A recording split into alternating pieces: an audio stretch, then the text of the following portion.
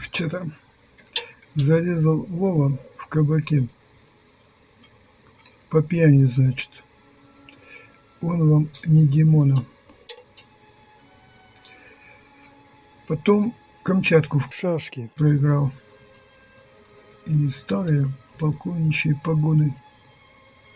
Потом играли в карты 3 раза. Секретные коды банковские ставя.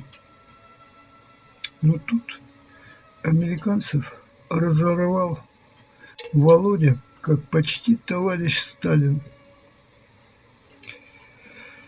Дымок слуился с трубок у турчан, и в полумраке русского угара стекала по бриллиантовым свечам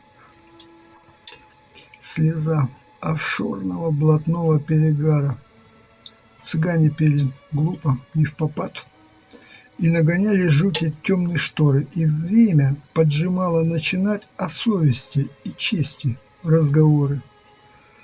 Подьячий Мурку затянул, таясь в углу, внесли подносы шустрые лакеи, и посетил Всевышний конуру и мысли православного еврея о темпах роста, инновациях, рывках.